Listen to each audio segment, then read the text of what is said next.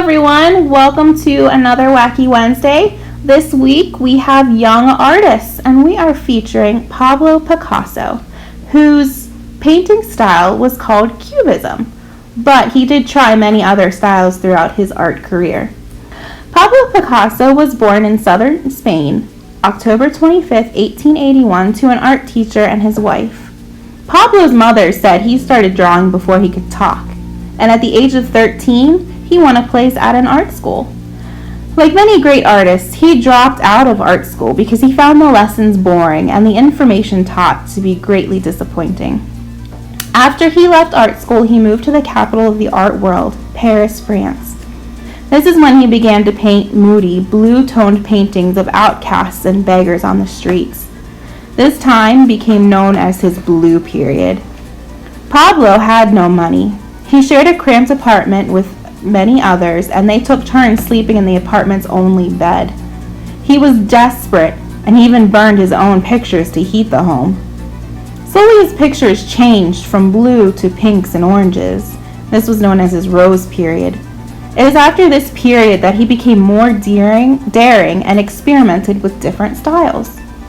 Working with his friend, George Braque, he began to break things down into shapes and painted them with different viewpoints. The results were disjointed and strange to look at. This is the style that is now known as Cubism. Picasso's reputation grew, and he was asked to start designing sets and costumes for ballet. This is where he met his wife, Olga.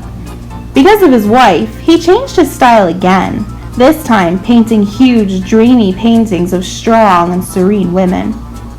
When civil war broke out in Spain, Picasso was led to create one of his most famous paintings to help bring awareness to the horrific bombing of civilians. Picasso's fame continued to grow. When World War II broke out, the French resistance helped smuggle out much of his art. After the war, Pablo continued experimenting in art, including pottery. Pablo Picasso died in 1973 after a life filled with creating art. His creations are worth hundreds of millions of dollars today, and to this day are still widely sought after. His art is some of the most stolen in the world, and there are many museums around the world dedicated to his art. Today, for our project, we are going to be painting a Cubism paper bag mask.